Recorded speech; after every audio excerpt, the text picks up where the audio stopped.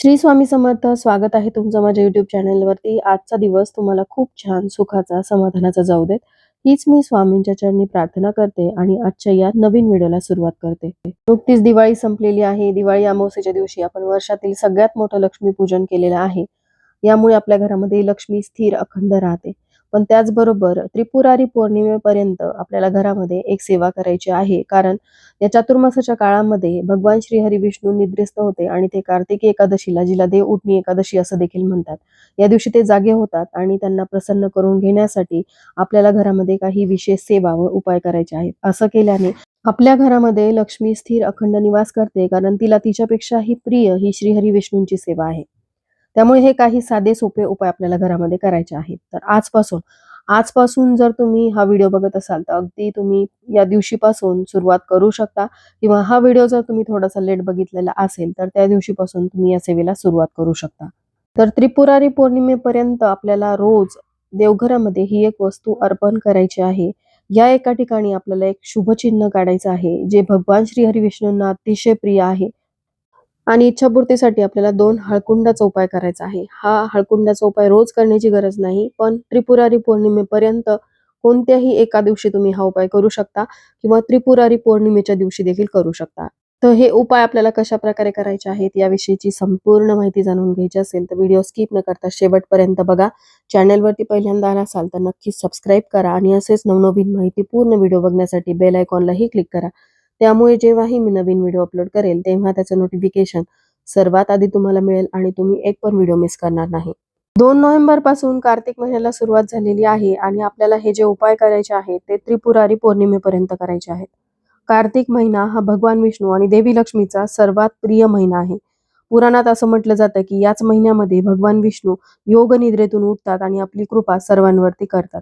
कार्तिक महिना हा चातुर्मासातील शेवटचा महिना आहे. या महिन्यामध्ये भगवान श्रीहरी विष्णूंची सेवा केल्याने देवी लक्ष्मी प्रसन्न होते आणि आपल्या आर्थिक आयुष्यावरती त्याचा खूप लाभ होतो.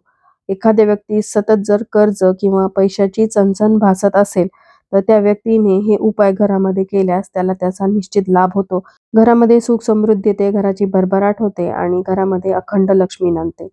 तर त्रिपुरारी पौर्णिमेपर्यंत आपल्याला हे उपाय करायचे आहेत. तसं तर कार्तिक एकादशी, जिला आपण देव उठणी एकादशी म्हणतो, या दिवशी भगवान श्री हरी विष्णू योगनिद्रेतून जागे होतात. पण त्रिपुरारी पौर्णिमेपर्यंत आपल्याला हे उपाय करायचे आहेत. त्याचं कारण म्हणजे त्रिपुरारी पौर्णिमा दिवाळी सणाचा उत्तरार्ध आहे. याच दिवशी देव दिवाळी मोठ्या उत्साहात साजरी केली जाते. कार्तिक महिन्यामध्ये जी पौर्णिमा येते त्या पौर्णिमेला त्रिपुरारी पौर्णिमा असं म्हणतात. या पौर्णिमेला हिंदू धर्मातील 2 पवित्र तत्व म्हणजे शिव आणि विष्णू यांची भेट होते. म्हणून घरोघरी दिवे प्रज्वलित केले जातात, घरी रांगोळ्या काढल्या जातात, फटाक्यांची आतिषबाजी होते. कार्तिक पौर्णिमा, जिला आपण त्रिपुरारी पौर्णिमा म्हणतो, मुख्यत्वे करून कार्तिकीय देवांचे पूजन केले जाते. एकादशीपासून सुरू झालेले तुळशी विवाह करण्याचा हा शेवटचा दिवस असतो. या दिवशी हरिहर भेट म्हणजे विष्णू आणि शंकराची भेट होते असे मानले जाते.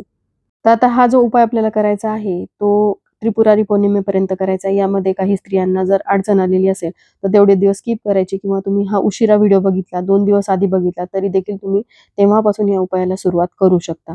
तर पहा, कार्तिक महिन्यामध्ये कार्तिक स्नानाला खूप महत्त्व आहे. सकाळी ब्रह्ममुहूर्तावरती उठून कार्तिक स्नान करावं. कार्तिक स्नान शक्य नसेल तर किमान सकाळी 8च्या आत स्त्रियांनी स्नान करावं आणि त्यानंतर सगळ्यात आधी देवपूजा वगैरे करून हा उपाय आपल्याला करायचा आहे. तर देवघरामध्ये आपल्या प्रत्येकाच्या बाळकृष्णांची मूर्ती ही असतेच. असं कोणतंच देवघर तुम्हाला सापडणार नाही की ज्या देवघरामध्ये बाळकृष्णांची मूर्ती नाही, कारण आपण भगवान श्रीहरी विष्णूंच्या स्वरूपामध्ये बाळकृष्णांना तिथे ठेवलेलं असतं. आता काही जणांच्या घरामध्ये फक्त फोटोज असतात, बाकीच्या देवांच्या मूर्ती नसतात. मग तुमच्या देव्हाऱ्यामध्ये जर भगवान श्रीहरी विष्णूंचा फोटो असेल किंवा स्वामी समर्थ महाराजांचा फोटो असेल तरी देखील तुम्हाला हा उपाय करता येईल, कारण स्वामी हे ब्रह्मांड नायक आहेत आणि ते भगवान श्रीहरी विष्णूंचाच अवतार आहेत. त्यामुळे हा उपाय आपल्याला नक्कीच करता येईल. तर सगळ्यात पहिला उपाय जो आपल्याला करायचा आहे, त्यासाठी देवपूजा झाल्यानंतर मग आपल्याला तुळशीजवळ जायचं. आपल्या प्रत्येकाच्या अंगणामध्ये किंवा बाल्कनीमध्ये तुळशीचं रोप हे असतंच. तर तुळशीची सर्वात आधी आपल्याला पूजा करायची आहे. कार्तिक महिन्यामध्ये तुळशीच्या पूजेला विशेष महत्त्व आहे. याच महिन्यामध्ये तुळशीचे विवाह देखील केले जातात. तर तुळशीचं पूजन झाल्यानंतर मग आपल्याला आपल्या घरातील पुरुषांकडून, घरातील कर्त्या स्त्रीने तुळशीचं पान तोडायचं नाही. तर पुरुषांकडून किंवा मुलांकडून तुम्ही हे तुळशीचं पान तोडायचं आहे आणि त्यानंतर आपल्याला हे तुळशीचं पान बाळकृष्णांच्या मूर्तीला किंवा भगवान श्रीहरी विष्णूंच्या मूर्तीला किंवा स्वामी समर्थ महाराजांना अर्पण करायचं आहे. अर्पण करत असताना ओम नमो भगवते वासुदेवाय नमः या मंत्राचा जास्तीत जास्त तुम्ही जप करून हे तुळशीपत्र त्यांना अर्पण करायचं. असं केल्याने भगवान श्रीहरी विष्णू प्रसन्न होतात, कारण तुळस ही त्यांना अतिशय प्रिय आहे.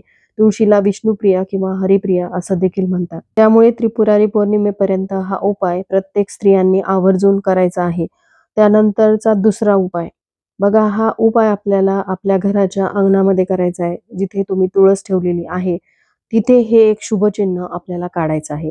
तसं हे शुभचिन्ह चातुर्मासामध्ये काढलं जातं. संपूर्ण चातुर्मास या शुभचिन्हाचं व्रत देखील केलं जातं. त्याचबरोबर अधिक महिन्यामध्ये देखील ह्या शुभचिन्हाचं खूप महत्त्व आहे. पण आता ज्यांना चातुर्मासामध्ये हे व्रत करणं शक्य नाही झालं, त्यांनी या काही दिवसांमध्ये म्हणजे त्रिपुरारी पौर्णिमेपर्यंत हे शुभचिन्ह रोज तुळशीजवळ काढायचं आहे. ते शुभचिन्ह म्हणजे आपल्याला गोपद्म काढायचे आहेत. गोपद्म किती काढायचे? तर 30+3 या संख्येने आपल्याला गोपद्माचं शुभचिन्ह तुळशीसमोर काढायचं आहे.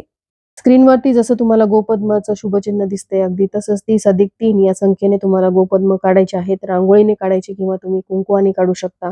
हळद आणि कुंकू मिक्स करून काढू शकता आणि त्यांचं तुम्हाला विधिवत पूजन करायचे, ज्यामध्ये हळदी, कुंकू, अक्षदा, धूप, दीप ओवाळून याची रोज तुम्हाला पूजा करायची आहे.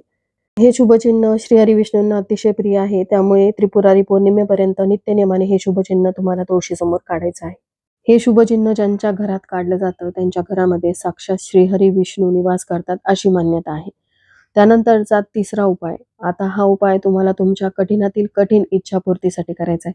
मनामध्ये कुठलीही इच्छा असेल ती पूर्ण होत नसेल तर या काळामध्ये केलेल्या सेवेचा तुम्हाला लाभ होतो आणि तुमची इच्छा जी आहे ती पूर्ण होते. प्रत्येकाच्याच मनामध्ये काही ना काहीतरी इच्छा, मनोकामना या असतातच आणि त्यासाठी आपण प्रयत्न देखील करत असतो. पण बऱ्याचदा आपल्या कष्टाला, मेहनतीला म्हणावं तसं यश मिळत नाही, नशिबाची साथ मिळत नाही. म्हणून या विशिष्ट तिथींवरती केलेल्या उपायांचा आपल्याला लाभ होतो आणि आपली जीही इच्छा, मनोकामना आहे ती पूर्ण होते. मग तुमची घराविषयक इच्छा असेल किंवा तुमच्या मुलांविषयक काही समस्या असतील, म्हणजे मुलांची प्रगती व्हावी, म्हणावं तसं त्यांना करिअर मिळावं किंवा पतीची आर्थिक भरभराट व्हावी, पैशाविषयक ज्याही अडचणी आहेत त्या दूर व्हाव्यात. तर ज्याही इच्छा मनोकामना तुमच्या आहेत त्या पूर्ण व्हाव्यात यासाठी तुम्हाला 2 हळकुंडाचा हा उपाय करायचा आहे. तर त्रिपुरारी पौर्णिमेपर्यंत रोज हा उपाय करायचा नाही, तर कोणत्याही एका दिवशी तुम्ही हा उपाय करायचा आहे. पण या हळकुंडावरती आपल्याला एक सेवा करायची आहे. 2 हळकुंड आपल्याला आपल्या उजव्या हातामध्ये पकडायचे आहेत आणि त्यानंतर आपल्याला 108 वेळा ओम नमो भगवते वासुदेवाय नमः या मंत्राचा जप करत ते हळकुंड अभिमंत्रित करून ते तुम्हाला भगवान श्रीहरी विष्णूंना अर्पण करायचे आहेत. बघा, हे अर्पण केलेले हळकुंड नंतर काय करायचं, तर हे हळकुंड जे आहेत ते तुम्ही तुमची इच्छापूर्ती होईपर्यंत एका लाल रंगाच्या कपड्यामध्ये बांधून तुमच्या तिजोरीमध्ये किंवा अशा ठिकाणी ठेवू शकता जिथे कोणाचाही स्पर्श होणार नाही. ज्यावेळेस तुमची इच्छा पूर्ण होईल त्यावेळेस हे हळकुंड तुम्हाला विसर्जित करायचे आहेत. आता सगळ्यात महत्त्वाचा प्रश्न म्हणजे काही महिला आता माहेरी गेलेल्या आहेत, तर माहेरी ही सेवा करता येईल का? तर माहेरी गेला असाल तर तुम्हाला ही सेवा करता येणार नाही. पण जर तुम्ही सासरी गेलेल्या असाल तर तुम्ही नक्कीच तिथे जाऊन ही सेवा करू शकता.